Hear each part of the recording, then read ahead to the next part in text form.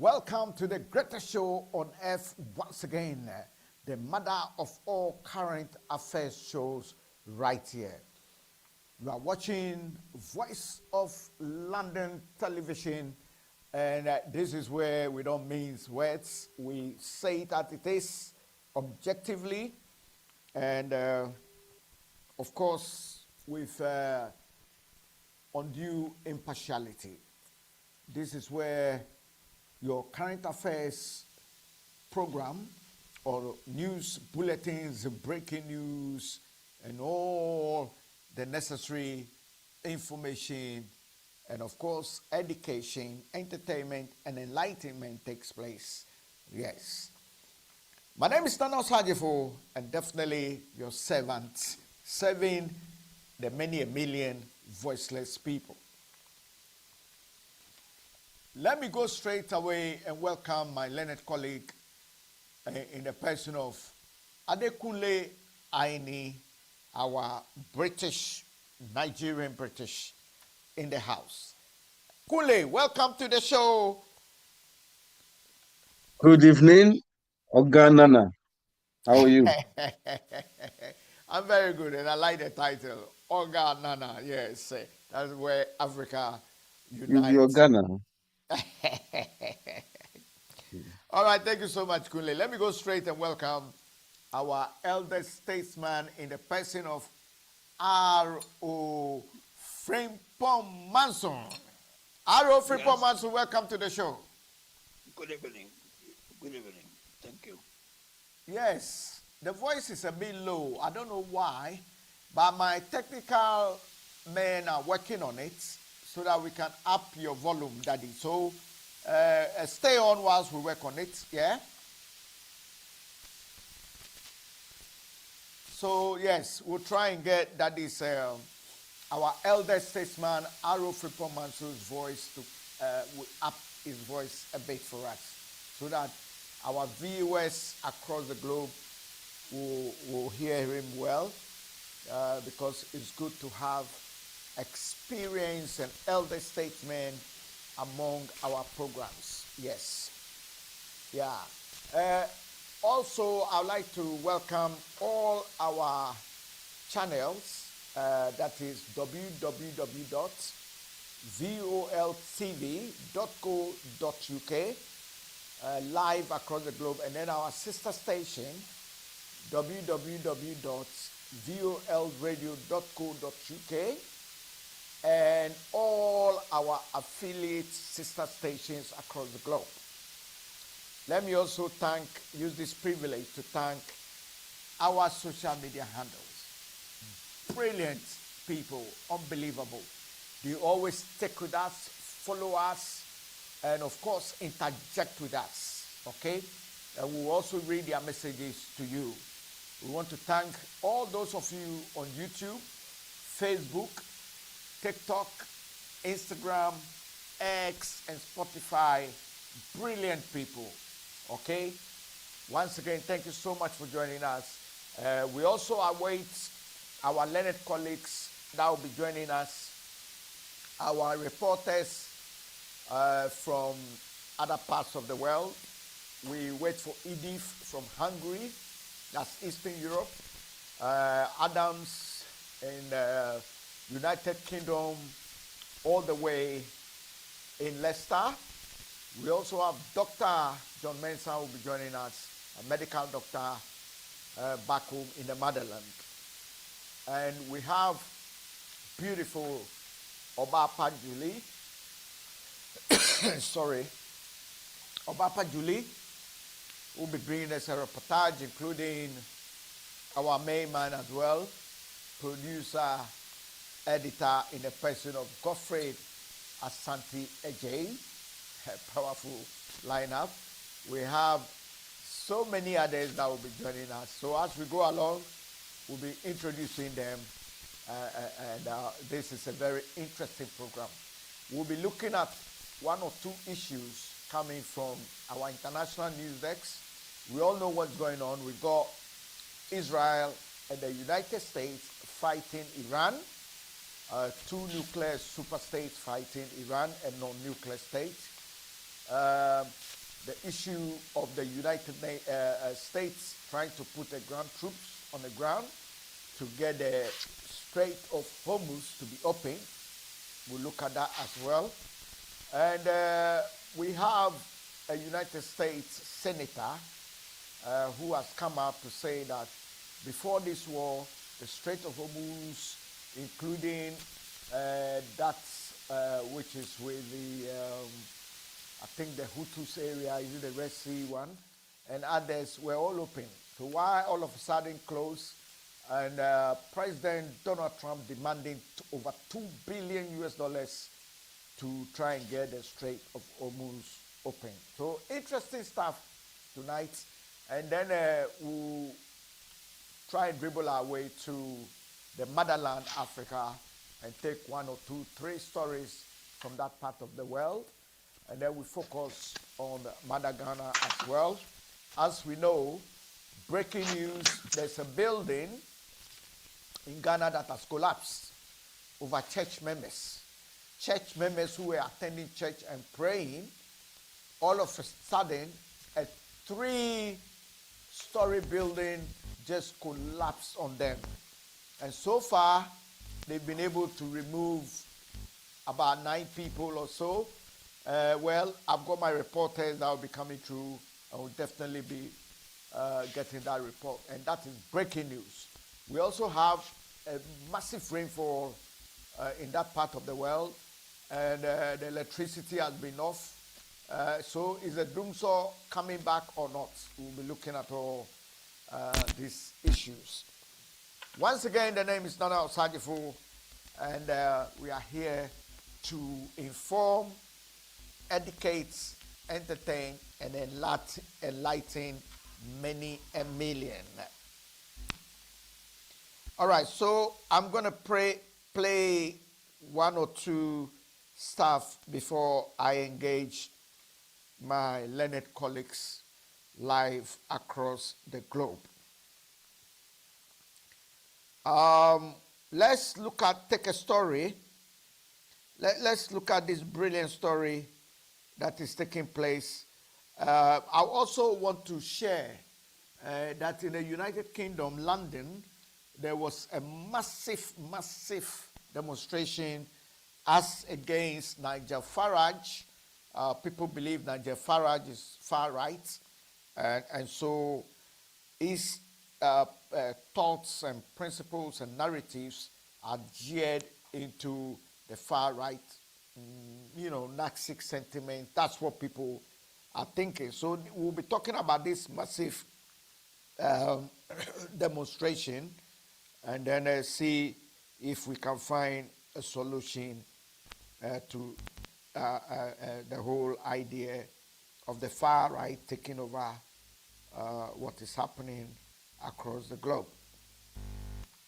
So bear with me as I go straight to actually hear the audio of one of the senators of the United States of America really saying it as it is, that why was the Hormuz Straits opened, and then all of a sudden there's a problem of the closure, and now the U.S. have to put men on the ground for, So let's take a listen to that. Yeah.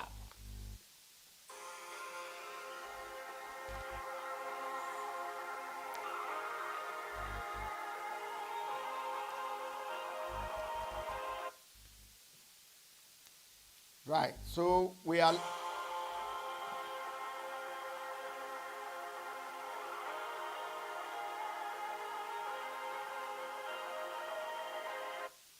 Okay, so basically, this is... I was trying to pick the audio, but I think I'd rather read it to you because it says this is an exchange between a U.S. senator as against President Nana, Trump. give me a minute. I'll be back. Okay, so, yeah, great. That's great. Cool, yeah? Don't be too long, though. Okay, so the senator, the United States senator, said that, but before the war, this is coming from our international news desk. Yeah. He said, before the war,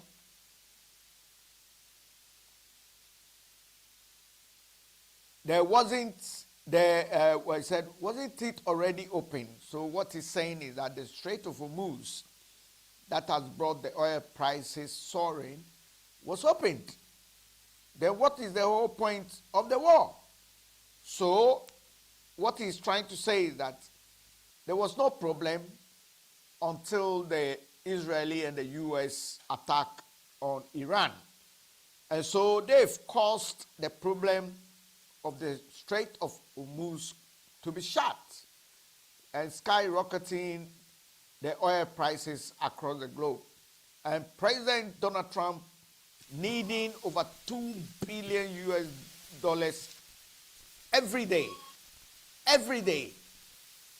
to try and confront the Strait of Hormuz. It's ridiculous. And this is coming from the U.S. Senator. Yes.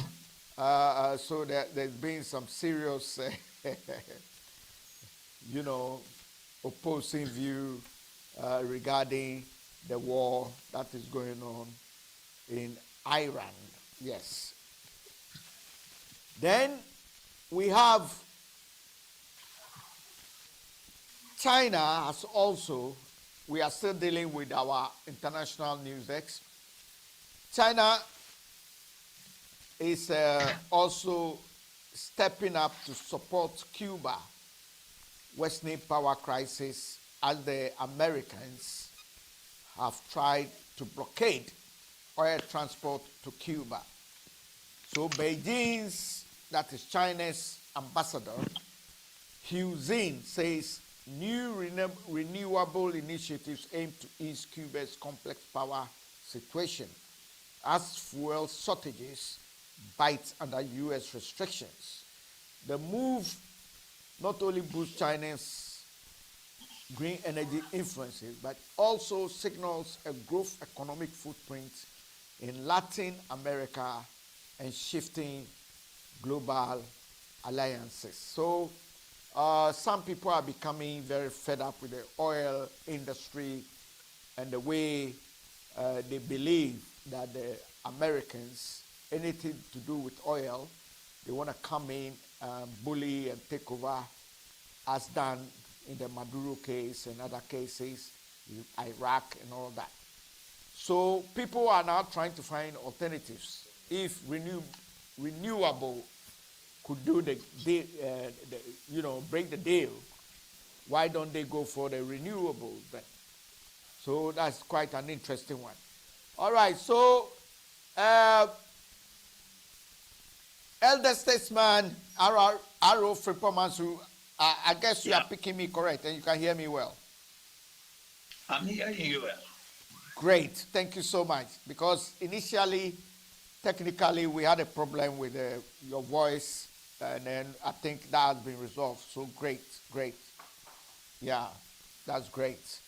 Yeah, so elder statesman, we missed you yesterday, and so let's just look at one or two stories before our reporters come in, because yesterday we all dealt with that, and we believe that your opinion matters a lot, since we are educating, informing with a gist of some entertainment and humor, but the main enlightenment is very valuable.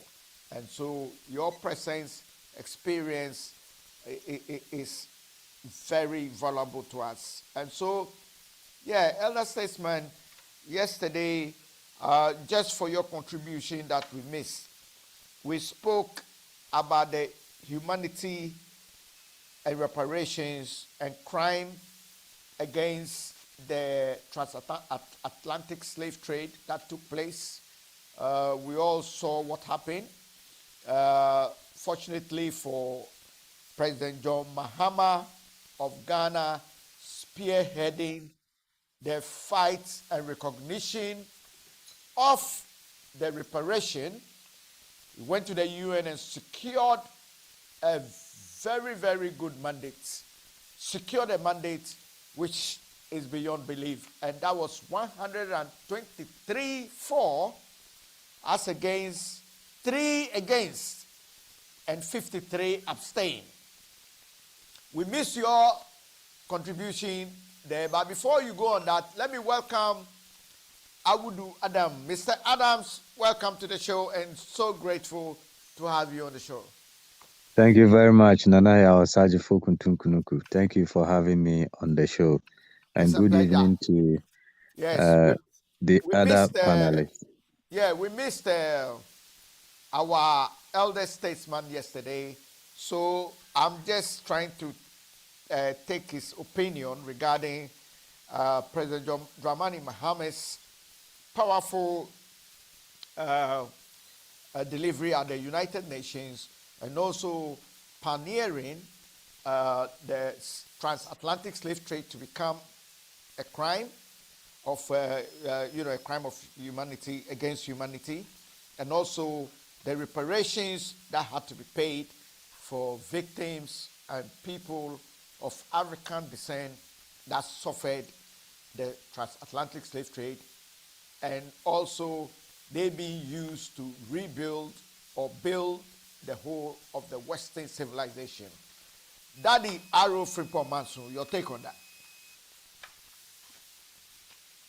Well, I can say with confidence that President John Mahama of the Ghana Republic has done a human job.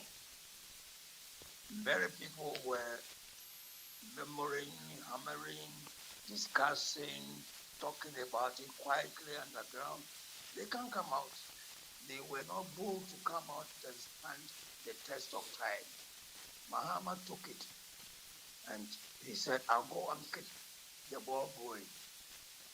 Whether I lose or not, I'll go.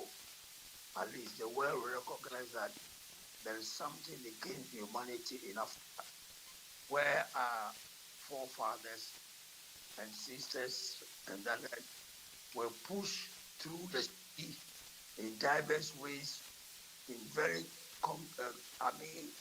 very slim, narrow form of route into the sea in Kekos and other places in Ghana, where they were all boarded and sent to Europe.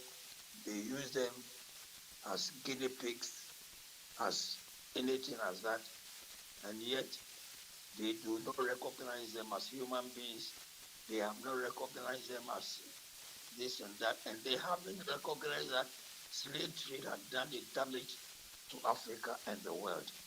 So Mahama accept my warmest congratulations personally, and I can say that the motion that was tabled at the United Nations scored 123 votes as against 3 votes. The 52 votes could not come to the meeting, so they can say they were absentia. Whether they will vote or not, that is another matter. But then the majority still remains that Mahama had the majority, and he's not doing it for Ghana, but he's doing this for Africa. The top in terms of Ghana leading the show, but Africa is a beneficiary.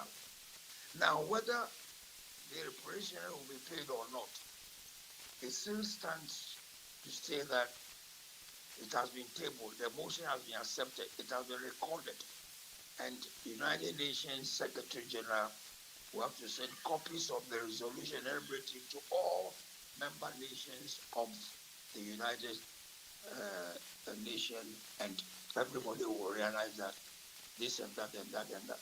So, in a nutshell, congratulations to President Mahama of Ghana, congratulations to Ghana, and congratulations to all those who have supported, and thank you. We thank President Mahama for that human job. That's my take. Yes. Thank you so much for your opinion. But we have even got some Ghanaians and other people opposing the great landmark that Mahama has achieved. And they are of the view that there was no need for reparation or the transatlantic slave trade to be criminalized. And this is a very certain Africans with very educated background. Why do you think they see it different? And they seem to also cite that some of the African chiefs, like Asante and all the rest, were involved. And they couldn't provide any proof. But that's some of the allegations being thrown around. What do you say to that? Sante and others were not involved. I could say that in the early days of our struggle, this Ashanti fought the United Kingdom, who fought them well in 3 times or more, and finally they defeated us. Now you can see that when the British soldiers and other Portugal men and others had formed and abused our people, and then used the Bible to convince them that they had to follow the Bible and then support, become Christians and so forth. Some were lobbied, some were fought and against that. Now, Asante and the European, the white man or United Kingdom war, over 1,000 people were sent to Seychelles. They were taken to Seychelles. Nobody could help it.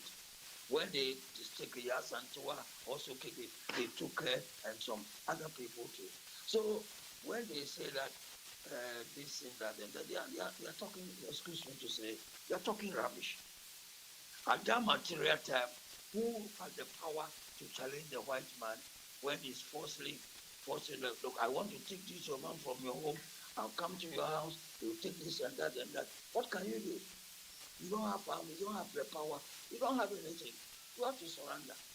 So those who were saying this, excuse me today, they neither have the knowledge or they knew what was happening, or they deliberately supporting the white man for some gains they were had through education and some other benefits. I don't see it. I don't see it at all. Well, they are entitled to the opinion, but humanity will judge them. Yeah. Humanity will judge them. All right. I mean, Kwame Nkrumah will be very proud of John Dramani Mahama, isn't it, Aaron? Yeah. When the white man put the gun at you, say, come on, I want your boy Yamensa, join the come, I want to take. What can they do? They can't do anything. If they had their power to speak and exchange words with the white man, that could be another matter. But here, they cannot talk. They cannot do anything. At the point of a gun, what can you do? And then others were used, they used the Bible, took them to the sea, and then enslaved them. What can we do? Some were deceit, some were forced. And therefore, if they are saying this thing, maybe they I don't know what prompts them to say what they are saying. Yeah. Anyway, I'll forgive them. All right. But Thank you so much, Aro Frimpong Manso, our elder statesman. Kule. Yeah. Yes, Kule. We missed you yesterday as well. Your opinion on Ghana's president, John Dramani Mahama, actually spearheading the fight to get the United Nations to recognize crimes against humanity and reparations to every black ethnic person, whether yellow, blue, or, and he was able to get the numbers at the United Nations vote. He had 123 supporting, 53 abstained, and 3 voted against, that the US, Israel, and Argentina. Your take on it? Yeah, reparations has been a very big contentious subject in our lives. I don't understand why, of all the countries that have been wronged one way or the other on the international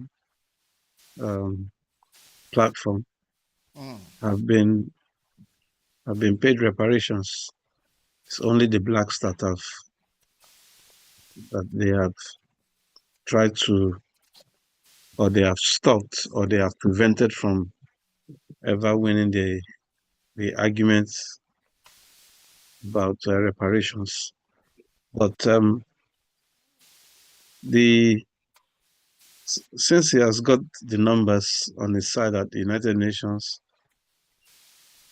I believe that we that believe in it should continue the conversation to make sure that we are able to, because I think what the powers that be on the global stage are trying to do is they are trying not to show any responsibility for the crimes of the past, and they may have come to a conclusion that by paying reparations, that it has been concluded that wrong was done to the black during the brutal slave trade experience. So yeah, we have to continue the fight and the conversation. Right. That's all I have to say. We are going to win. We are going to win the argument. You know, uh, They've won the for argument. your They've won the president to even. argument already anyway. And one of the United Kingdom's statesmen came on air and he was fuming when I think BBC interviewed him. He's saying that the reparations is going to cost Britain over trillions and trillions of pounds. And that is going to render Britain bankrupt. And so he's furious Britain didn't vote against, but Britain abstained. And that's quite an interesting take. Let me go to Audu Adams.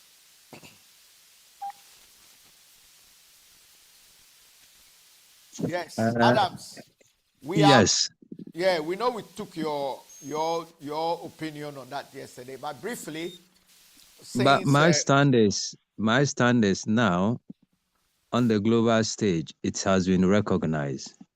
But the new colonialist Africans are the problem that we need to fight within. When you look at the minority leader of parliament in Ghana, Afenyo Markens, his relationship with the Israeli High Commissioner in Ghana, the ambassador in Ghana, and the utterances he is making, Nana, that tells you that a black man doesn't want himself. A black man is an enemy to himself. Either Afenyo Markens is a fool or unintelligent or just a national saboteur, and he must be brought to book. He must explain some of his utterances regarding some of these vital issues on the international stage for the Ghanaians to know his position as a traitor or as a member of parliament for Ghana, because we've had this for so long. When are we going to take these people serious? What are they doing to our countries in Africa?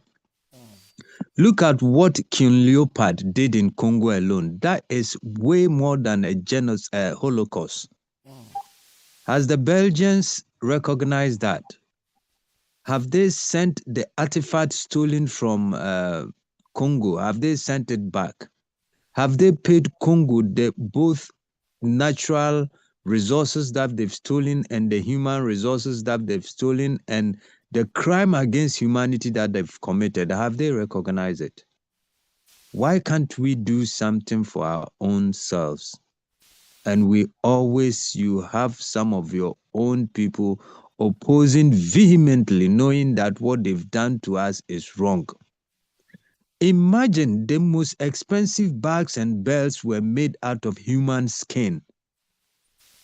Look at how they dehumanize us. We are like animals to them.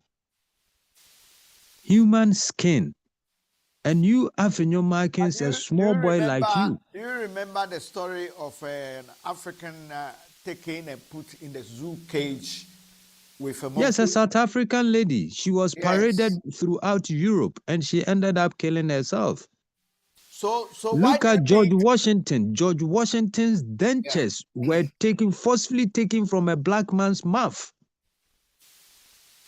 His teeth were taken from a black man's mouth and then putting onto him. So look at all these things. Adams, why do you think some of our people, very educated, in their minority, trying to oppose such a landmark victory and achievement? Nana, the education itself that you were talking about, I don't believe in the Western education that we are having back home. You see, they educated us purposely to serve them. It's high time we understood the type of education we want for ourselves. Hence, Africa is not progressing because our education does not conform with the international, does not conform with the socioeconomic development of our continent. Everything that the African is following makes you a subservient to the so-called developed world. They've asked you to plant cocoa, and the cocoa is what? It's a cash crop. You don't eat cocoa in your country, neither have you got the factories to process it to benefit from it. They ask you to fell all your trees and send it over to them so they can add value to the trees. You, if you fell a tree and sow it to roof your house, the forestry officer will come and arrest you. They've asked you to plant coffee. They've asked you to mine your gold and send it to them. Look at recently, 1970s when Nigeria discovered oil. The amount of natural wealth sitting underneath Nigeria, the natural gas alone, Nigeria can power the whole Africa with its natural gas until this world goes to an end.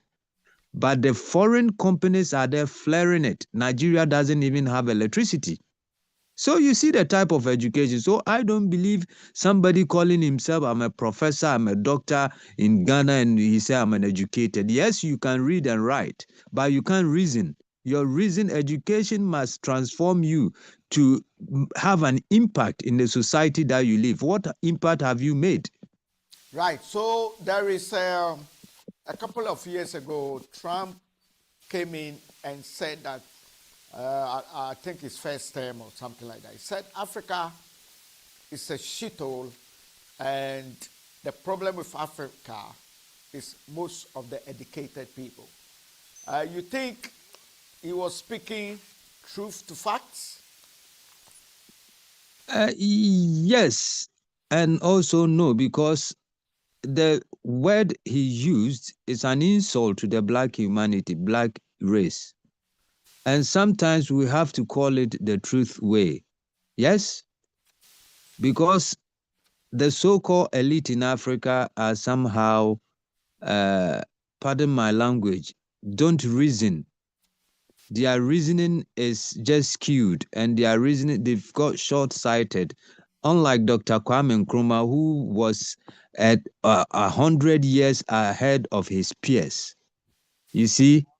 So Trump has got every right to talk about the educants in Africa, that they are the trouble of the continent. He's right.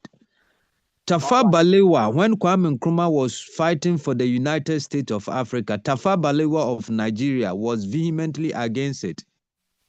When Gaddafi was going to be hunted and killed, Nigeria and South Africa, Jacob Zuma and Jonathan Goodluck were in support of the European Union, the resolution sponsored by David Cameron and Sarkozy. They were supporting it.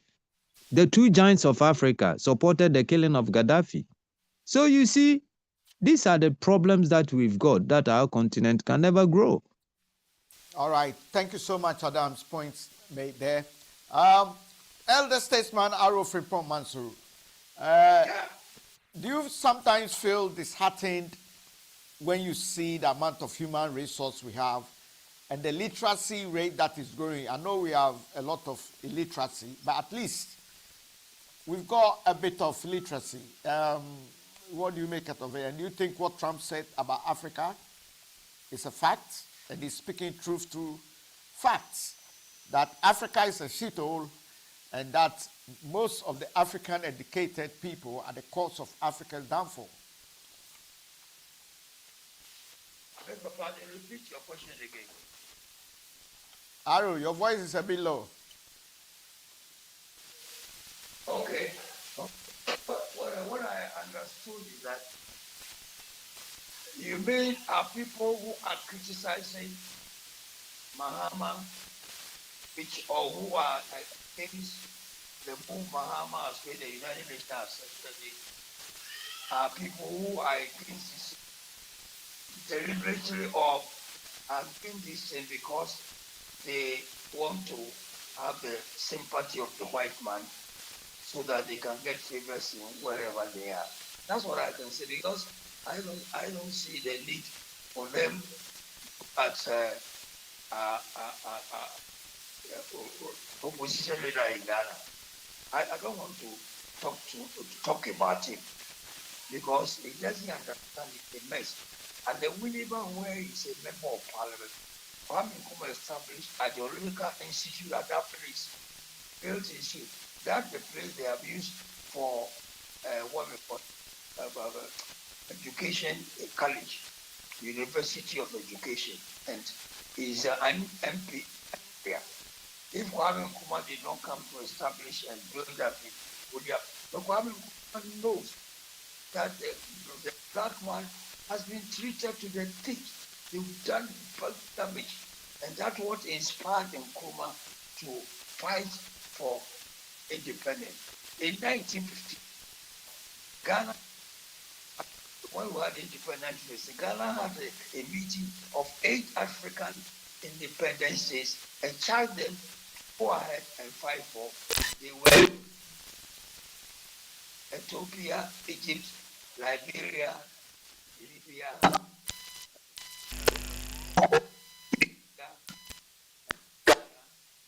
African independence. You see, they came together and he told them to, and then the same year 1958, 16 December, there was All African People's Conference in Accra, at Accra Community Center. And those who were struggling, he charged them to go and fight for independence. And Ajomo Kenyatta,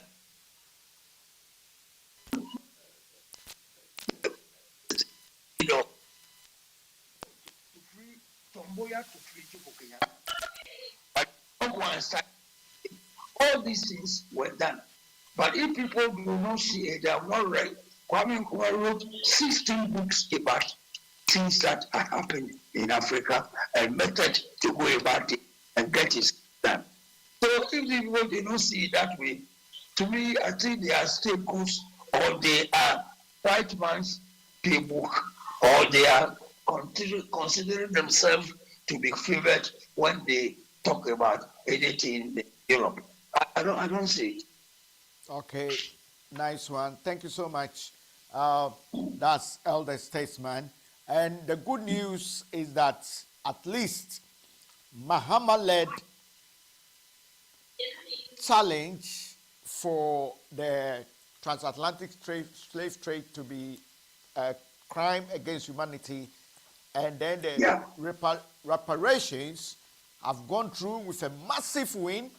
I'll say it's a landslide, 123, 53 abstained, and the 3 countries that voted against were Israel, the US, and Argentina.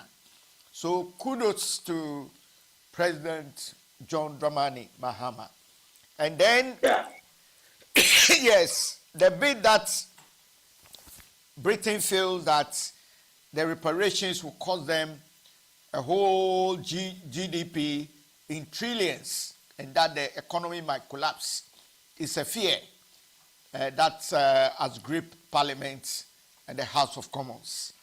Moving forward, I think let me bring this in, because even though yesterday we looked at it, I want Elder Statesman opinion on it. Ghana got thrashed by Austria, 5-1. And the last time such a scoreline happened to the Ghana Black Stars was 20 years ago. And so, elder statesman, when you look at your glorious days with Dr. Kwame Nkrumah and the way the Black Stars were winning games, even against Real Madrid or playing a draw and things like that, what does that make you feel to see that since those eras, the Nkrumah era, where we had the Republicans, the Black Stars and all that, and then that champion regime that Abedi Pele led Ghana to win certain cups and stuff, Ghana seems to have never won nothing. And the game is going down, down, down. I know you are passionate about sports. So was Kwame Nkrumah. What has gone wrong, elder statesman, with our sports, whether athletics, football, and others? What is the problem? Yeah, during Nkrumah period, we had one person called Ohinijan. Nkrumah established COS, Central Organization of Sports, and makes Ohinijan the director of Central Organization of Sports. And he charged Ohinijan to organize all the sport disciplines in Ghana. 1 month. Ohinijan was able to do the work to survive Kwame Nkrumah. He formed Republican Sporting Club, which is a model club for Ghana, and he spearheaded. We never took players from Europe. We have to get people like Osagyefo. Osagyefo is going to launch his book on the 10th of February, on the 10th of July, April. Yes, I saw a clip of that when they went to visit the sports minister. Yeah. Hear it, you'll be surprised. He was giving money in the European club to play for European. He said, "No, I'm proud of Ghana." He displayed high sense of nationalism and patriotism that I'm not going anywhere. I'll play for Ghana because we had a competent person handling the situation. The people were inspired. The Black Star was Kwame Nkrumah's own club. Anytime they play, he talks to them. When they come back, he receives them. So they don't go and lose their mind. They know a big man is supporting them. Somebody is supporting them. He charged them, put discipline in them. And therefore, we have this spirit now in Ghana. It's no longer there. The 66 school has set Ghana 50 years. And therefore, what we are doing now is something like but these players are selected from European clubs. When they come to play, they save their skin. They want to play their skin so that they are not deselected. And therefore, they don't for nationalism in them. You don't see any inspiration in them. They say, well, they go to play. If we win, if we don't win. And this is the problem. You see? And therefore, Kwame Nkrumah not come back. I agree. But we must be able to continue. Ghana is everybody. We top the whole African club. We beat Uganda 10-0 in the days of Kwame Nkrumah. Real Madrid came to Ghana. We beat them. We blew them too. You see, we were there. Real Madrid was the top club in Europe with a world European football club. But the spirit is gone. The value for which Nkrumah put into the club and Central Organization POS. Ohinijan's name was on the class of another Ghana people it doesn't come Accra. But then we name Baba. But because of his stewardship, his discipline, they put him there. So Baba Yara or any Ghana must think it will start some players and some other people who are trying to put up Ghana football into a better shape. But what we are doing, we are just in the surface problem. Okay, thank you so much. And we need to bring back Kwame Nkrumah. Let me welcome our beautiful lady, Beautylicious. Nana, Beautylicious, can you hear me? Okay, once Beautylicious actually unmute herself, we'll go back to her. Yeah. Adekunle. Yeah, Kule. Yeah. Yeah. Yeah, I know Nigeria didn't qualify to the World Cup, but you know Nigeria and Ghana are like twins and cousins. For Austria to trash Ghana 5-1, do you see Ghana having any hope in the World Cup? Why not? Okay, and they are playing Germany on Monday, which is tomorrow. Oh All my these are goodness. friendly matches. They better try to outperform Germany. Nothing is impossible. They're humans just like we are. So they should go out there and do what they need to do. Put all the effort. They have all the muscles. They have the energy. Now, So let them. let me put a question to you. Why don't they tend to, Senegal won the AFCON by using a Senegalese coach. And I'm not saying it's bad to use a global coach or something. I'm not saying that. What I'm saying is that aside the coach issue, why can't they use a local coach and also use local players to mix with the international players? I mean, players that plays in Europe, America, and others. What do you make out of that? That is the correct thing to do. That is the appropriate thing to do. I don't think we should be modeling our ways of doing things um, with what happens or what obtains in the West. I totally agree with the fact that we can use our national um, our citizens as our own citizens as coaches, and then like you said, mix the local uh, players on the ground with whoever they can find from the who are already out of the country, so they can mix them up and let the national coach from within, from that came from within Africa, to coach the national team.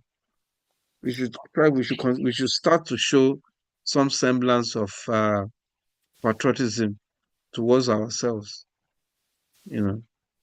All right. I Thank you don't so I much. don't I don't agree with the idea of adopting a coach from an European country. I really don't agree with that.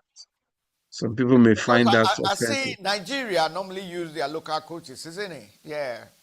No, Nigeria does we've had our periods when we had to use foreign coaches. coaches from Europe, which even as a very young boy growing up in Nigeria, I found it very offensive. Even if those coaches were the ones responsible for were the ones were the ones that were coaching when we won African Cups of Nations, it doesn't legitimize the fact that it doesn't give me joy that the person that has led our national team is of a foreign national. I don't find, even as a young boy, I never found that. I never had find I never used to agree with that. So Yes. mm, Okay. Thank you so much. And it's been very inspirational. Before we continue, let me just thank our great viewers across the globe, those watching us on the channels www.voltv.com, That's Voice of London Television .co.uk, and then our sister station www.voiceoflondonradio.co.uk, as we do a feed to the sister station, and then all our affiliate channels. We fly TV and radio and TV3 in Ghana and all the rest.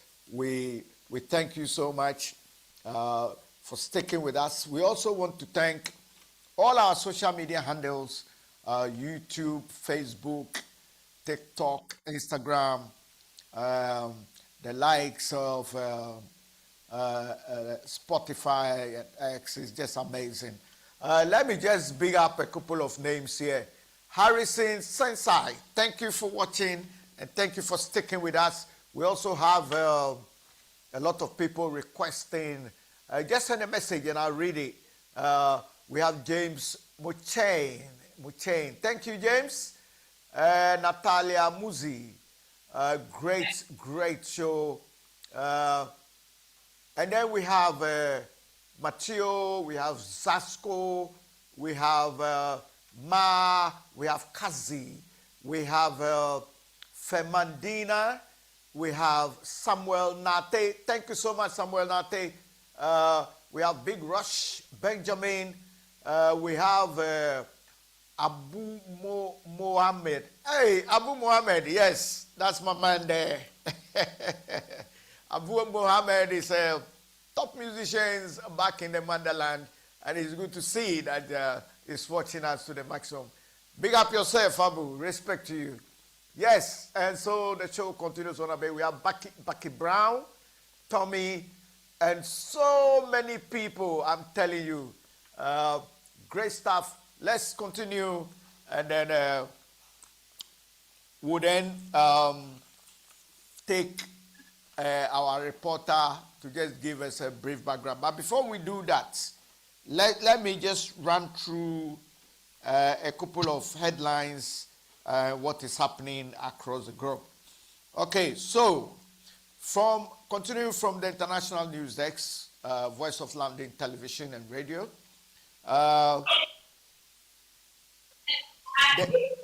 the conflicts that is taking place in the Middle East, that is Israel, US as against Iran, two nuclear nations as against a non-nuclear nation, Iran.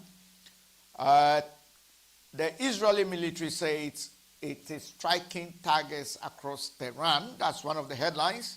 And then we have from the BBC, Jeremy Bowen says Trump is waging a war based on instinct and it isn't working. All right, so we continue with our headlines. Iranian attacks across Gulf continue. Yes, continues. And so then we have 3 Lebanese journalists killed in Israeli strike, says broadcasters. We also have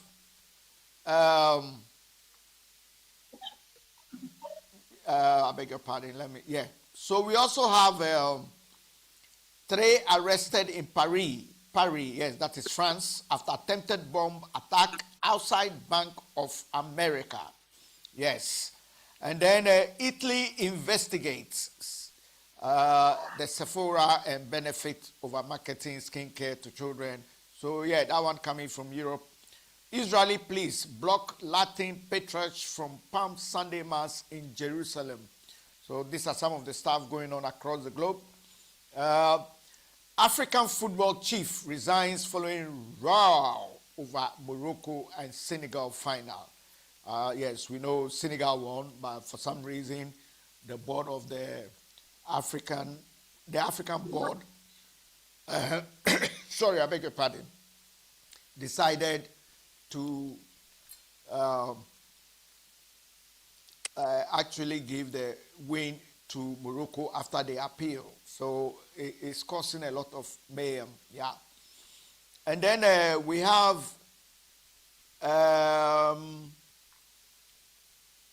okay, I'm moving on. Let's look at Okay, let's move straight to, I think, the major headlines. I've gone through the major headlines, and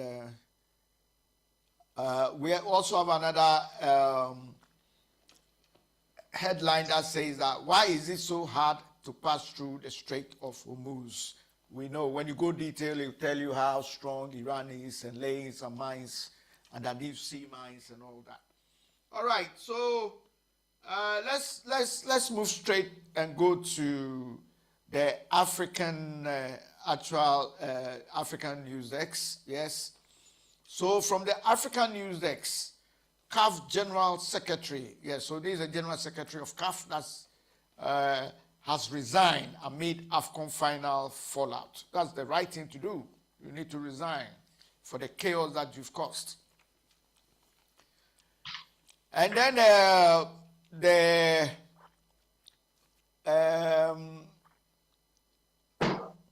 okay, this is another interesting headline on our African News Desk. We have South Africa's exclusion from G7 summit. No surprise, says Ramaphosa. So this should give Africans and the AU, the African Union, a better rethink and strategy to build the African continent on its, try and build its own financial systems, its own monetary systems, because you cannot still be depending on somebody who continues to enslave you. And after independence, neocolonialism, so it means that the slavery hasn't even gone anywhere yet. All right, so these are some of the headlines coming from our African News Desk, right here in the place to be. And then we have another headline from Africa: rationing power and diluting petrol. How African countries are coping with effects of Iran war. Okay, and then we have that's a desperate for food, drought-stricken Kenyans tend to gingerbread tree. That's an interesting one. South Africans say criminal gangs are exploiting the water crisis. That's a serious one, because water is life and life is water. Yeah. And then, yes, so these are some of the few interesting headlines coming from our African News Desk. Great stuff.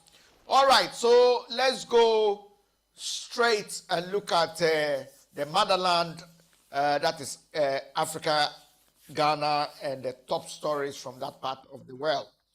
Breaking news, we've got a powerful rain that has actually fell. Electricity in Ghana is off. Is Doomsday back or not? And also breaking news, we have a story where in Newtown, a 4-story building has actually collapsed onto church members. And so we'll pick that story. We've been joined by our solid reporter in the person of Godfrey Asante Ejay. Godfrey, welcome to the show. Thank you for having me, Nana. Great. All right, so Godfrey, have you got any of the headlines for us? You were here with us yesterday, so we went through some few stories. But breaking news, have you heard anything of the 4-story building falling over church members while they were praying, and also any other headlines that we were supposed to discuss briefly, and then we can go through them quickly and call it a day. Okay, thank you, Nana. Actually, it's a school. It's a school, yeah. And those is it makeshift church?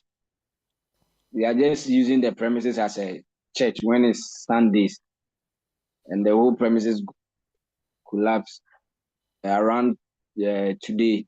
around 1 p.m. there, and the rescue team was there finding ways and means how to rescue.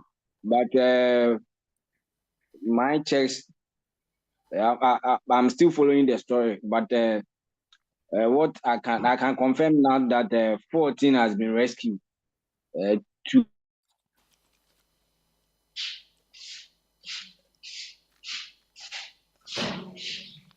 Hello?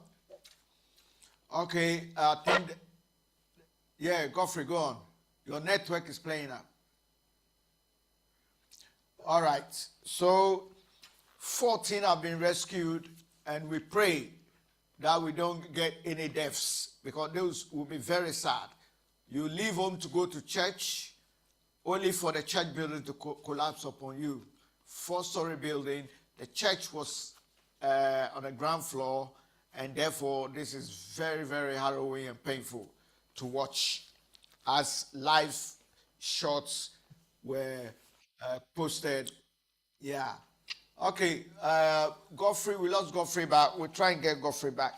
Now, the minority in Ghana also wants the gold board to be investigated. That's coming from the minority. We look into that. And then Parliament, Speaker of Parliament has also called for an investigation about the 2 aircraft that crashed in Tema. So we'll take these stories and then we'll call it a day. Let me start with our dear elder statesman in the person of Aro Frimpong. So, yes, elder statesman. Daddy, are you there? Yeah. Okay, so Daddy, breaking news. This one is fresh and ongoing. 4-story buildings in Accra, Newtown, just collapsed over a church, a church that is having services in the building. And so the building is supposed to be a school building. So imagine it was the school kids who were there and the building collapsed. And we understand the building has been there for over 14 years. And it's a weak building, and they are aware of it. And the states has even gone to warn people of using the building. But as you know, the rule of law in Ghana, people will always try and bypass it. And today, church members praying so hard, Easter, Palm Sunday, as we approach the Easter, and then the building collapsed on them. And so that, your take on that? I have not had much briefing on the aircraft. Is that the Tema, the aircraft that 2 people died? Yes, I'm not talking about a Tema yet. I'm talking about a breaking news. It's a live breaking news. It's Eldadonko's children, eh? Yes. Yes. Eldadonko's, yes. Well, yes, I heard my brief is that the aircraft was coming from home, and then he landed forcefully at the school at Tema. Nobody was killed. The school children, it was on the top of the roof of the school children. The children were unhurt. But then the 2 gentlemen died at the hospital. They were children of Elder Donko of Pentecost Church. So that's what I know. And then the government had given donations for the church to the school building to be rebuilt, and then that I know of that. So that you must thank. Yeah, but then there is a breaking news where let me welcome. Is it Nanama? Are you there or somebody else? Okay, I'm not getting. Is it Beauty Lenius or something like? I'm not getting the name right. Okay, never mind. Let me go straight to Kunle. Kunle, can you hear me? Yeah. Okay, there's a breaking news now it rained heavily in Ghana, and apparently, that as usual, I don't know why. Only in Africa when it rains, then they turn the light off. You know, I don't know why the people continue to endure in this quagmire. You know, and then it's Palm Sunday today. This church who worships in a school has gone to do their church, and the four-story building has collapsed on the church members. And so it's a breaking news, and the emergency services are there. Why do we experience these things a lot? You know, and so Kule, your take on that? How can we do better to, you know, get better treatments for our own people when it comes to getting the right things to be done? Kule. Yeah, the number one element missing in the issue, the point that you raised is leadership. We lack leadership in Africa. You know, people that come out as leaders, they have proven to us over the past 30, 40, 50, maybe 60 years of our own life that they are not really leaders. They are just leaders of convenience. Because it shouldn't take, 60 years is enough. We've all gotten our independence now sometime in the very, very early 50s and, late 50s and early 60s. So most of us are over 60 years. But if you study our political history, it's all treachery, on patriotism, corruption, and of course, everything is done with everything that has happened has been in collusion with our former colonial masters. All our leaders of the past since independence have collided and colluded with our colonial masters. Well, that's one of the main reasons why our growth is stunted. No, none of our infrastructures is is in a good order. And any of our infrastructures start with education, health. Tell me a country somewhere in Black Africa where they have all these infrastructures better than what obtains in the West. Not even, you know, I'm sure we can do better. Yeah. Okay. Based on the environment that God has given to us. But of course, we failed. Okay. Well, All right. Godfrey. uh, Yeah, I know the internet was a bit weak. Yeah. Yeah. Okay. So continue from you spoke about the building collapse. And so continue from there briefly because we need to run up. Oh, okay, so the rescue team are still working on it. As I said, 14 have been rescued so far, and 2 dead. But they don't even have the number of people who were in the church at that moment. So as they are working on how to at least control the whole place before they can say that before they can give us the actual number of people who attended the church. So Nana, this one of the sad news that we are observing. It's around Newtown area. I know you know Newtown very well. So this is a trending story. Nana, this week, show sourcing was in the news. As the president said that this year is going to be a busy year. There is going to be a road construction throughout the country. And one of the issues that will pop up since last week was the soul sourcing. And then soul sourcing in Ghana here is against our constitution. But it looks like this year contracts awarded, almost 44%, if I'm not mistaken. That's what the road minister said. That's Kwame Abuja said that only 44, because there was a whole issue about allegation level against government that all the contracts awarded to these people was under sole sourcing. And the first person to come out and debunk those allegations was the CEO of Good Bond, that's Sami Jemfi, said it wasn't true. But the minister came out and said only 44%. And he stated the reason why that percentage was awarded under sole sourcing. So people were asking that why all these contracts awarded under sole sourcing, since it's against our constitution. But as I said, the minister has come out giving their side of opinion.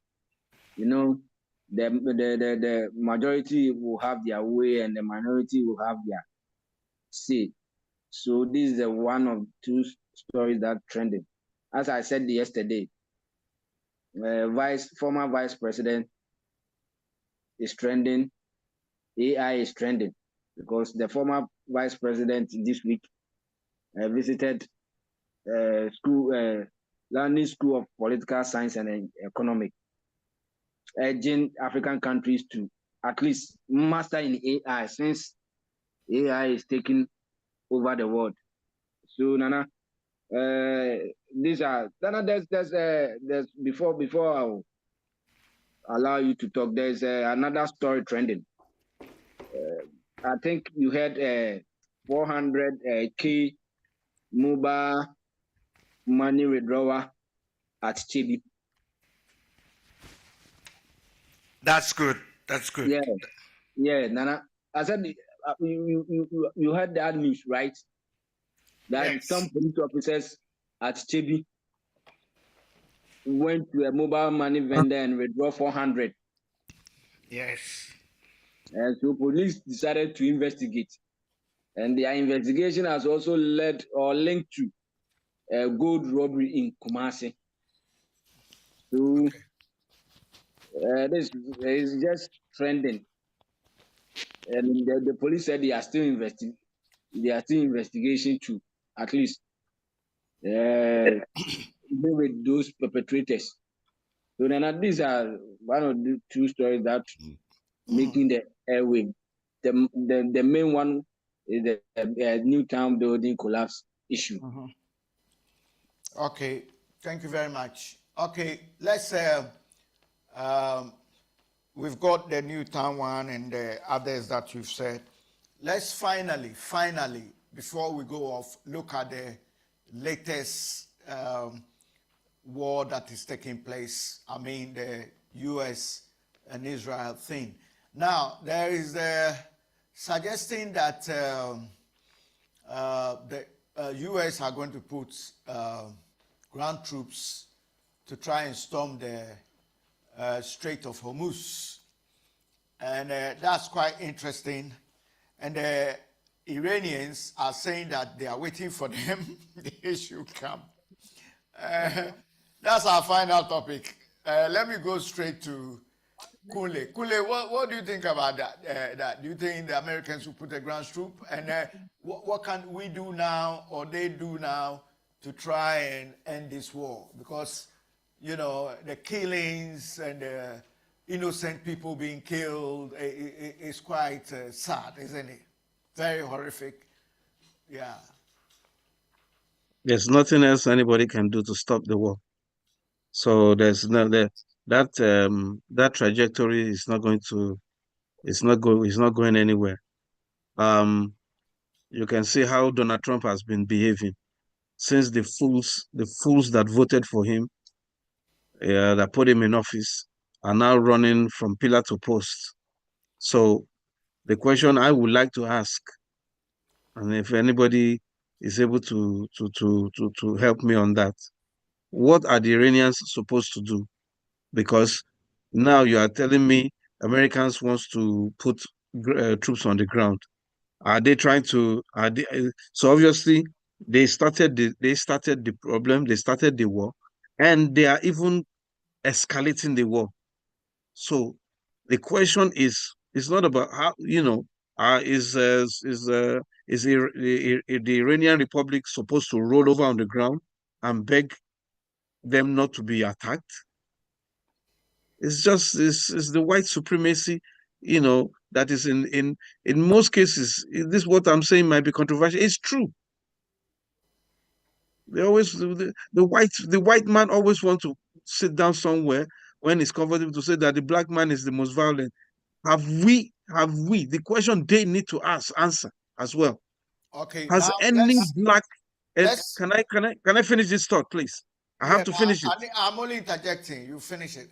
Kunle, do you think that probably if we add a whole, we use the word white, it means that all of them. But don't you think that probably it's just some elite few who are deceiving the masses, and those elite few are using the power they've got to hold on to that elite hegemony and I'm unipolar?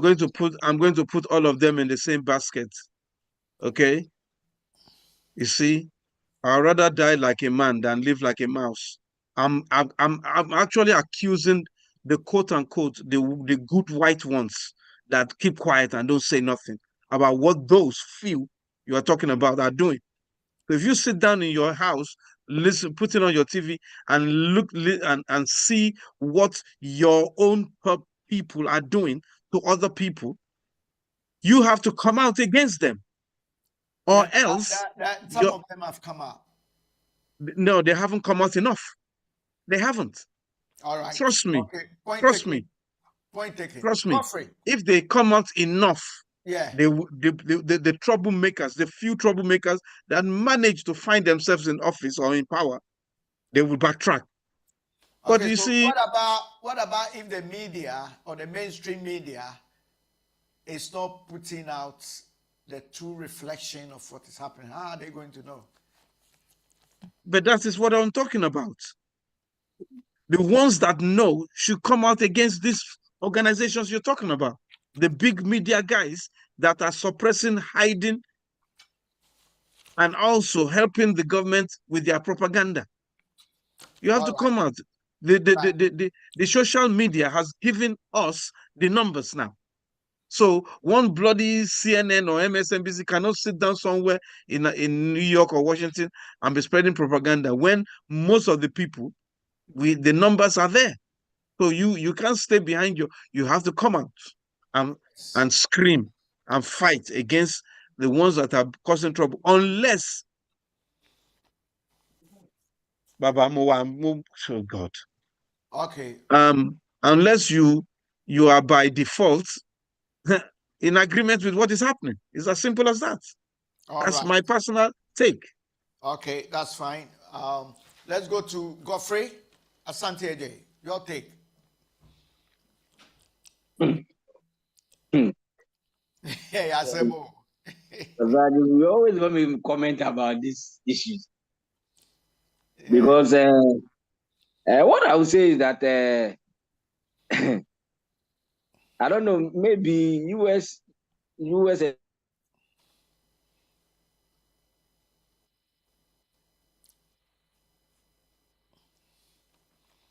Are you there? I think the network is, they had a big rainfall in Ghana and their network is a bit dodgy. Okay, let me go to our elder statesman so we can wrap up quick. Yeah. Elder statesman Aro Frimpomanso.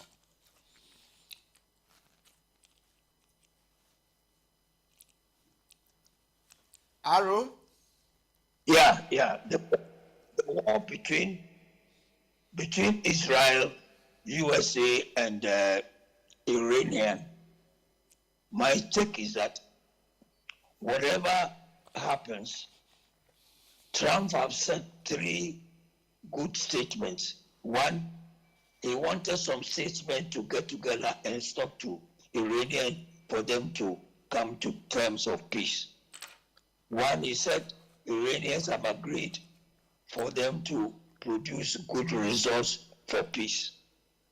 Now he is saying that he will take troops on the ground to go and then fight on the sea and then get the sea route opened. I am of the opinion that I wouldn't like to comment on all this, but I'll pray to God. And anybody who is listening to me should also join me in praying that we get people to talk to Iran, United States, and Israel to come to terms and solve the peace problem. Because petrol price goes up, all of us will be in trouble, particularly the third world country. You see, so we are praying that peace should be resolved at least by the end of the month. So that's my take on that. Okay. So, Elder Statesman, do you think that the situation that is happening now will also give rise to many people or many countries to go for the nuclear weapon? Because it seems that people might be feeling from other opinions that are coming in, taken fast on the social media. Do you think this will give the non-proliferation countries abandon those agreements with the UN and all that, and the AIEA, to start their own nuclear programs? Because it seems that people think that when they have the nuclear program, they can survive instead of being bullied. Your take on that, Aaron? Yeah, that is correct. But I'm of the opinion that it's a tall order. It's not easy to have nuclear weapons in all the states in Europe or Africa. But they can attempt. I will support them if they can get it done. That's what I can say. I see. All right. Okay. We lost Godfrey again. His network is very weak. We want to thank Dr. John Mensah. The network from Dr. John Mensah is also weak. I heard there was a heavy rain at the motherland, and there's been a light off. People have even started calling it doom, so we pray that that can be resolved. All right, so let me thank Kunle, my learned colleague, great learned colleague and great contributors. We are so grateful to you. And of course, all those of you that managed to join us, our viewers across the globe. By the point of order. Yeah, go on. We didn't comment on the football dispute in Africa, when African Confederation of Football had decided something which does not appeal to football people in Africa. We didn't comment on it. Why? Oh, the African one, let's comment on it because it's very important. Yeah. You see, the football match was played in Morocco, and they were all felt that it was a good match that was played. Yes. And organized in Morocco with a very good sports stadium. The match was played under a referee, and the referee who was organizing the match stated that the Moroccans, first of all, had a penalty. The Senegalese refused to honor the penalty, so they went to their the dressing room. Then, when they went to the room, they said they are not coming back because they disagree. Okay, the referee did not call the match off. He waited until Sadio Mane had to go and convince his people to come back to the field. So they rescind their decision. Now, when they came to the field, the referee ordered the penalty. This time, they agreed the penalty should be taken. The penalty was taken. They lost it. And therefore, the match continued under the same referee, not a new referee, but the same referee. And then Senegalese managed to score a long goal to win the cup. the referee under the same referee supervised, and the cap was given to the Senegalese. 2 months later, they said a new committee has been formed by FIFA, by what we call African CAF, to say that the match has been decided, and therefore they should give the cap to Morocco, and Morocco Yeah. and the Senegalese find, and so on and so forth. I learned the Secretary General of CAF Has has resigned. resigned. Yes. This does not augur well for African football. Now, the FIFA is watching us. What we are doing is against the rules and the of the association. We therefore say that FIFA, what we call it, Senegalese have appealed to against FIFA, to FIFA, against African CAF, and therefore we should wait and see what happens. But it's a disgrace that African football should behave the way they are behaving. The referee has the power to say these people have won the match or not. It's the same referee. So if the referee has not decided contrary, how and why did that organization, the committee, saying that Senegalese and therefore they should give the cap to Morocco and so on? It's wrong. It's wrong. Yes. So And we those- are looking forward to the decision of Yeah. the appeal the Senegalese have made. And the Secretary General has resigned on a good note. Yes. So it's my step on that. Yeah. Yeah. And most people also think that what you said, most people concur with you. You know, they think what the Secretary General did was the right thing, and that's your point that you just made. Most people are in support because, you know, and even when they left the field, it wasn't even 15 minutes, which was the maximum time that could have any sanctions or penalties again. So obviously, I think those board, the appeal board that they had has messed up. Yeah, I've messed up. All right, so thank you so much, Godfrey. We've rounded up. Any final word, Godfrey? Okay, thank you.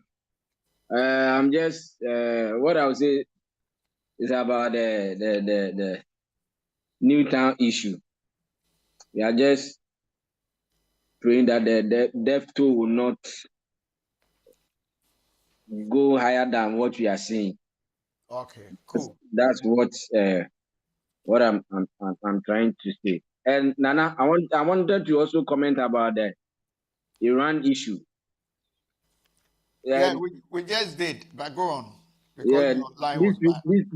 this week I was just telling someone that US should go back and visit, or they should go back to the drawing board, because if Iran can close the sea and you cannot even do anything, it means you are no more that country that you have been claiming superpower and you should have them. Because of all your nuclear weapons and other stuff, when you compare US to America, I would say US to Iran, I can say Iran is a small country, but he was able to contain Israel and America together. And this is what Muslim communities here, I've seen a lot, and they are just following this issue seriously. Every day they are on their phone, reading, knowing what is going on, and they are happy what Iran is doing. So what I would say that they should just have ways and means on how they can come together, have a solution to what is going on, because America cannot pursue countries like their own. So now this is what I would say. Okay, grateful. All right, and even a U.S. senator has said that before the war, the strait was working. The Strait of Hormuz was open to business, and it wasn't shut. But they went to start the war, and they've caused the problem. And now they want $2 billion a day to try and then, get the Hormuz open. So you could see that it doesn't make sense. And I'm of the view that the world has changed. We need to have a multipolar world instead of just the unipolar world. And then we can have the 1945 United Nations treaties and mandates, so we can have a peaceful world, and we can all, but even instead of having one big bully, is an issue, you understand? So, yeah. Oh, we've got Dr. John Mensah. Doctor, we've just run up, but we spoke. Doctor, can you hear us? I can hear you say. Yeah, thank you for joining us. It's better late than never, isn't it? Yeah, but good evening, and I'd like to apologize for the lateness. Oh, And don't worry. You even showing up is good enough for us. Yeah. Anyway, so we briefly spoke about the building that collapsed in Accra, Ghana, at the new town. They having a Palm Sunday worship, and a 4-story building collapsed onto these church members. Oh. And then we really spoke deep again, once again, the crimes against humanity and the reparations led by John Dramani Mahama, the president of Ghana. What an achievement. 123 United Nations votes for, us against 53 against, and then the 3 countries that voted against was Israel, US, and Argentina. And then Daddy also spoke about Hinijan, the football, Ghana football, and why Kwame Nkrumah and Achampong got it right. And then, so these are just some few stuff. And then Godfrey also added some tidbits. So this is what we discussed, Dr. John Mensah, and I'm sure we'll continue discussing it from Thursday, Friday, Saturday, and Sunday as usual. And so, if any final brief 1 minute farewell to the audiences and on the topics, John Mensah.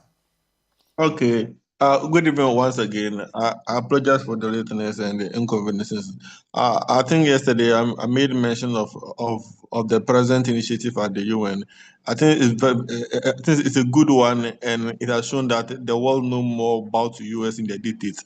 But the US and Israel, as the country that are proven to be enemies to humanity, they took a side against enemies and defended the crime. The border has collapsed. It's an unfortunate situation. Maybe there might be a structure or something. The engineers might be the right people to tell. But I think the Ghana Fire Service should be well equipped, and the emergency services should be well equipped and well trained so that they can handle such situations. Thank you. All right. Thank you so much, Dr. John Mensah. And I would like to seize this opportunity to also thank our viewers watching us on our channels, www.voltv.co.uk and www.volradio.co.uk, and also all our social media handles from YouTube to Facebook, TikTok, Instagram, and Spotify, etc. Once again, I would like to thank Adekunle Aina, our man from the UK with African Nigerian parentage. John Mensah, medical doctor, ever since we heard doctor has been there, even if he comes from the surgery, he makes sure it's with us. Very, very, keen on the current affairs programs, educating, informing, and of course, with a bit of entertainment and enlightening the many a million that have no voice and standing with the voiceless, the 99%. Yes. All right, so Godfrey, thank you so much as well. We thank our social media handles, like I said. Nanama have just joined us. Oh dear. Nanama, how are you? Nana, I'm not fine. Oh, what happened? The network is really disturbing. Like, Yeah, I did apologize on all of you, your behalf. I said there has been a heavy rain, even a building that collapsed at Newtown upon some church members. And I said that, so our fervent audiences worldwide have understood, and so I've done the pardoning and excuse for you, okay? Apologizing for you already, so no worries, okay? Nana, are you there? I'm here. Okay. So basically, we spoke about the Palm Sunday and the building that collapsed. We spoke about No, Madame. that building is so, like, it has made us so sad. Our day has been, oh God. Yeah, I know. So sorry to hear that. So basically, no problems. And then let's thank our elder statesman in the person of Aro Frimpong Manso. The experiences he's got, his affiliation with Dr. Kwame Nkrumah, serving Ghana as part of Dr. Kwame Nkrumah's team. We are so grateful to have him on the program. And so, Daddy Aro Frimpong Manso, we appreciate you so much and we love you to the maximum. Thank you. All right. Okay, on that note, thank you everyone, and we'll be airing once more from Thursday onwards because the weekend starts from Thursday. Good night. Good night.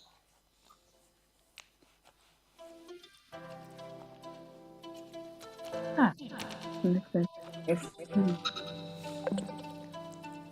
you can make my turn. Huh?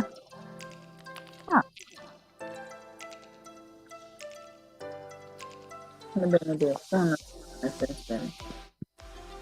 I can't.